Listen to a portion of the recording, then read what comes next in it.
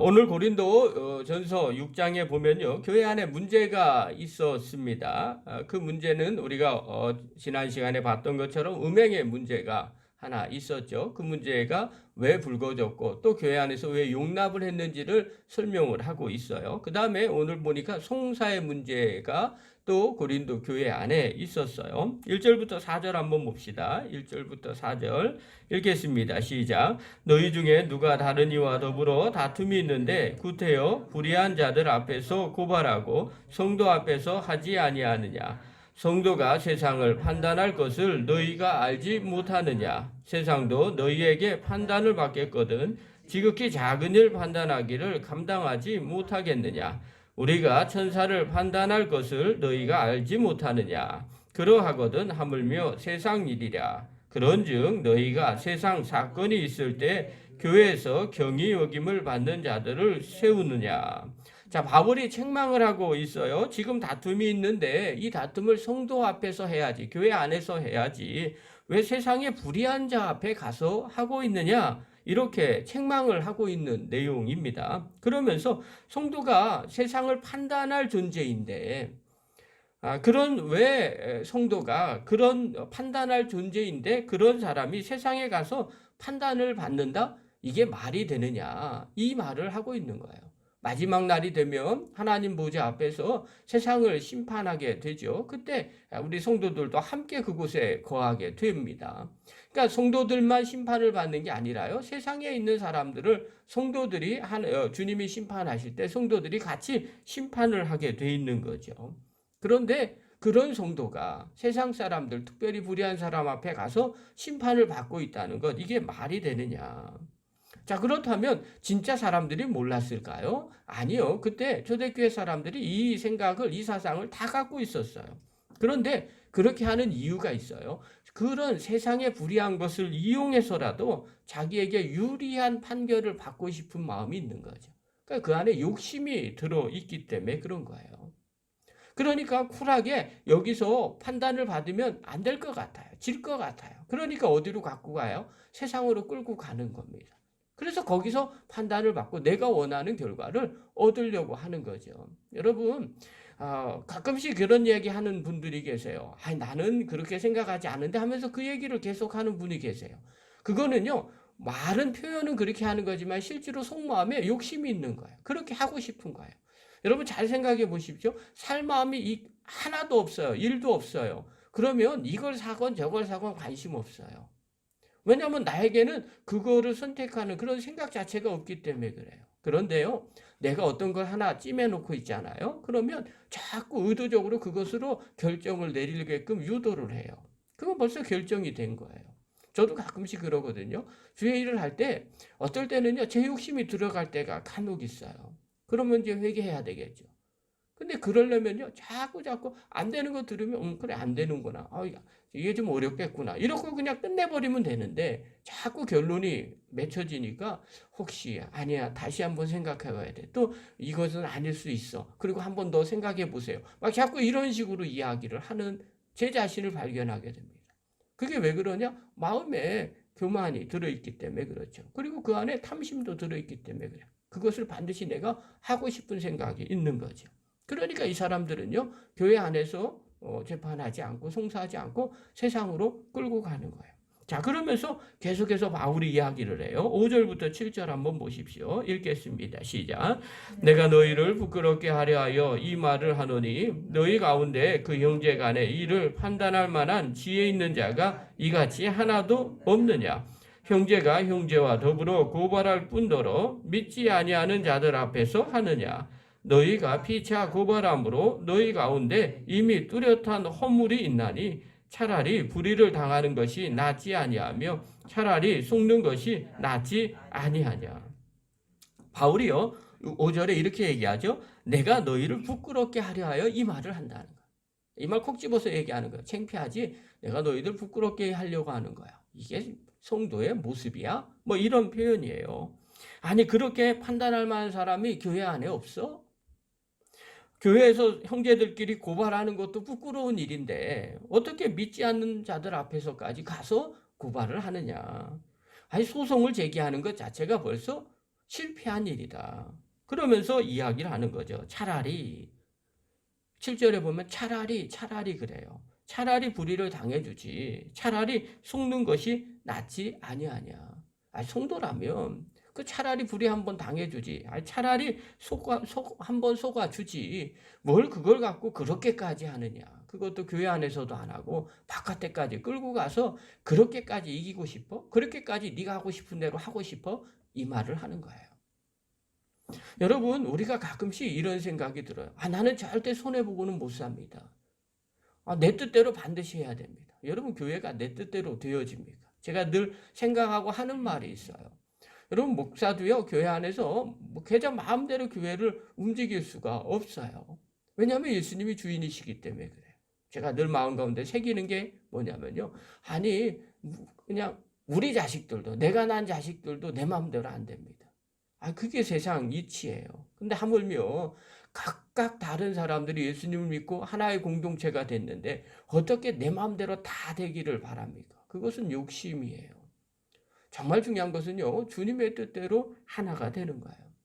예수님은 어떻게 사셨냐면요, 십자가에서 죄 없이 죽으셨어요. 우리를 위해서 불의를 당해 주셨어요. 그냥 십자가에서 죄인처럼 죽으셨어요. 그냥 차라리 당해준 거죠. 왜냐하면 우리를 사랑해서 그렇게 하신 거예요. 여러분, 이게 십자가의 복음이에요. 자, 그렇다면 그 예수님을 믿는 우리들은 어떻게 해야 될까요? 조그만 거, 불의한 거, 그럼 좀 당해주지. 조금 안 좋은 거, 차라리 그냥 속아주지. 여러분, 충분히 그럴 수 있다는 거예요. 바울이 그 말을 하고 있는 거예요. 너가 정말 복음을 받아들인 성도냐? 그렇다면 차라리 그 정도는 그냥 불이 당해주고 차라리 속는 것이 훨씬 낫지 않겠느냐. 그러면서 송사하는 사람에게 계속 이야기를 하죠. 8절부터 10절 한번 보십시오. 읽겠습니다. 시작. 너희는 불의를 행하고 속이는구나. 그는 너의 형제로다. 불의한 자가 하나님 나라를 유업으로 받지 못할 줄을 알지 못하느냐. 미혹을 받지 말라. 음행하는 자나 우상 숭배하는 자나 간음하는 자나 남색하는 자나 도적이나 탐욕을 부리는 자나 술 취하는 자나 모욕하는 자나 속여 빼앗는 자들은 하나님의 나라를 유업으로 받지 못하리라. 자, 고린도 교인들 중에서 불의를 행하면서 속여서 빼앗는 일을 하고 있어요. 그런 사람들이 교회 안에도 있더라는 거예요. 그러면서 자꾸 재판하고 바깥으로 송사하고 또 음행하고 이런 일들이 교회 안에 버젓이 있는 거죠. 바울이 얘기하죠. 그런 불의한 자는 하나님 나라를 유업으로 받지 못할 것이다. 이렇게 말해요. 자, 왜 이렇게 이야기하냐? 어저께 이어서 계속 이야기하죠. 고린도는요, 헬라 문화의 영향을 받았다고 그랬어요. 헬라 문화는 이원론에 뿌리를 두고 있었어요. 육체는 죄를 지어도 영은 구원받았다라고 하는 그런 사람들이 있죠. 그러니까 어떻게 해요? 이 사람들은 미혹하고 음행하고 육체적으로요. 우상 숭배하고 간음하고 탐색하고 남색하고 도적질하고 탐욕을 부리고 술 취하고 모욕하고 속여 빼앗는 그런 사람들이 있는 거예요. 왜요? 육체가 죄를 지어도 영은 구원을 받았다고 믿으니까 그렇게 함부로 사는 거죠. 이렇게 불의하게 사는 사람들, 육체는 죄를 지어도 상관없어. 나는 영적으로 구원함을 받은 하나님의 자녀야. 이렇게 이야기하니까. 그리고 이런 사람들이 자기 주장, 자기 뜻대로 송사하는 일들이 벌어지니까 바울이 이 부분을 얘기하는 거죠. 이런 사람들에게 그렇게 불의한 삶을 사는 건 하나님 나라를 유업으로 받지 못할 것이다. 그러면서 성도란 도대체 어떤 사람이냐? 다시 한번 부끄럽게 하려고 이야기하죠. 하나님 나라를 유업으로 받는 사람들은 이런 사람들이다. 11절 한번 보십시오. 11절 읽겠습니다. 시작. 너희 중에 이와 같은 자들이 있더니 주 예수 그리스도의 이름과 우리 하나님의 성령 안에서 씻음과 거룩함과 의롭다 하심을 받았느니라. 자, 고린도 안에서 이렇게 불의한 자들도 있지만 진짜 성도는 어떻게 해야 되느냐? 예수님의 이름과 성령으로 씻겨지고 거룩하게 되고 의롭게 된 사람들이 바로 성도라는 겁니다. 그러므로 너희들 어떻게 해야 되냐? 제발 송사하지 말고 불의한 일 하지 말고 성도답게 살기를 바란다. 그렇게 이야기하는 거예요. 사랑하는 성도 여러분, 송사 문제를요 세상의 법정으로 끌어들여도 자기의 주장을 원하는 사람들인 거예요. 이런 사람들의 특징은 마치 자기가 왕처럼 행세하는 거예요. 내 마음대로 다 해야 되겠다. 그런 생각을 갖는 거죠. 그러니까 자기 뜻을 위해서라면 교회를 함부로 대하는 그 모습들을 책망하고 있는 겁니다. 이것이 오늘날 우리 성도들의 모습일 수도 있어요. 그래서 교회를 어떻게 생각하고 있는지가 정말 중요합니다. 또 예수 믿는 우리가 성도가 도대체 어떤 존재인지 다시 한번 생각해 볼 필요가 있습니다. 자, 그렇다면 오늘 본문을 통해서 우리가 살펴볼 게 있어요. 첫 번째 뭐냐? 자기의 주장을 위해서 세상 법정으로 가는 것을 생각해 보셔야 됩니다. 감리교회는요 좋은 제도가 있어요. 문제가 있으면 교회에서 치리를 받지 않으면 당회, 그 다음에 지방회에서 성도들은 당회, 지방회, 그 다음에 목회자들은 연회, 그 다음에 총회 이렇게 있어요.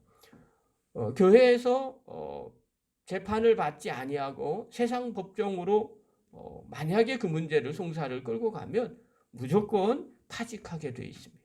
감리교 교인이 아니라는 겁니다. 본문은 다른 게 아니에요. 이 본문에 맞춰서 우리가 성도라면 당연히 교회에서 치리해야 된다고 생각했기 때문에 교회법이 그렇게 돼 있어요. 그런데 현실은 그렇지 않아요. 많은 목사님과 교회가 세상 법정으로 가고 있어요. 우리 지방에서도 그런 교회가 있어요. 세상 법정으로 갔어요. 그래서 계속해서 재판이 일어납니다. 민사재판이 계속 일어나고요. 그 다음에 뭐 소송금 갖고 얘기하고요. 그것 갖고 전화하고 뭐 협박 같은 비슷한 것도 하고요. 그냥 그렇게 봐요. 뭐 주장을 하는 게 옳든 옳지 않든 간에 중요한 것이 아니에요. 결국은 자기네들이 원하는 것들을 반드시 쟁취하겠다는 생각을 갖고 있는 거예요. 오늘 바울은 그렇게 얘기하죠.